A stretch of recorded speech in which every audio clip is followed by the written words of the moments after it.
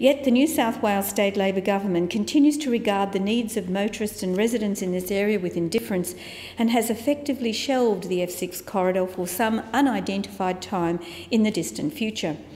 The $20 million commitment was to be funded through the AusLink National Network program and was based on a 50% share of the funding required, with the remainder to be paid by the New South Wales Government.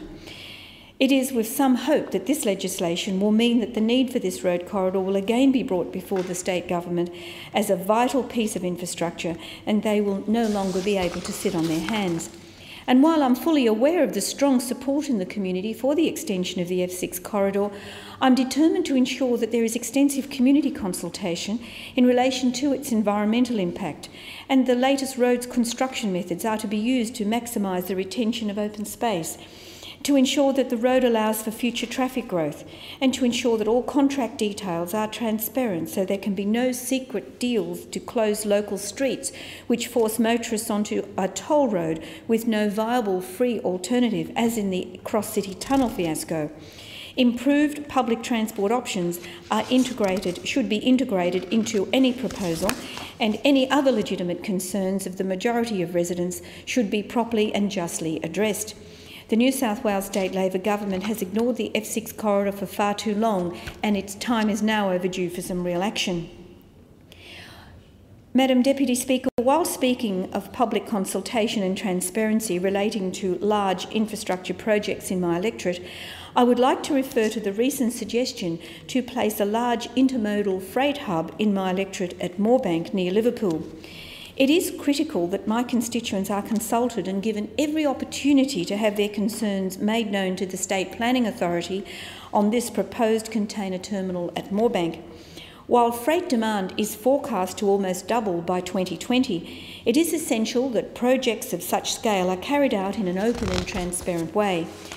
My constituents have so far been kept in the dark about this proposal, with uncertainty surrounding the proposal, which is said to be established on the present site of the Defence School of Military Engineering, utilising the M5 from Port Botany and other major roadways, and upgrading and specially designating a freight rail track at Liverpool to distribute freight across the state.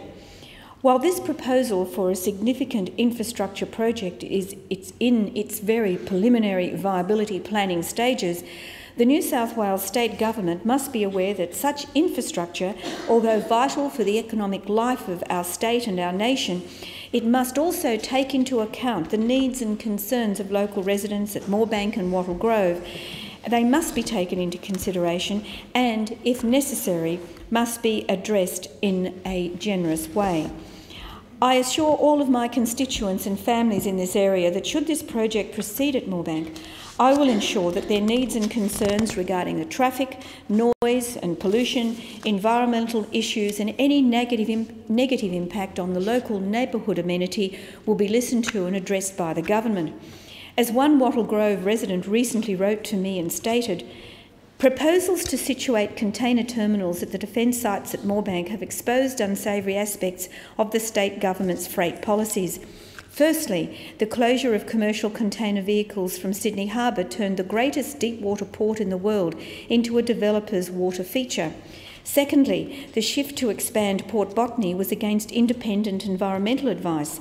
Thirdly, because the port at Botany is too small to handle and store the freight, terminals have to be built all over the city, but the biggest proposal so far is for Moorebank. The East Hill rail line happens to have a lead-off spur right into one of the proposed sites. The line is identified as a shared passenger freight line. St George residents should take note or end up with the possibility of thousands of containers on a 24-hour, 600-metre-long trains, keeping them awake all night. Also, the port expansion will see even more on the roads too. What an awful mess we are in. Residents should complain to their local MP. And complain they certainly have, Madam Deputy Speaker. While we need to continue to reform and invest in the transport sector, it needs to be done in an open and transparent manner, which is why I'm committed to fighting for the rights and concerns of my constituents.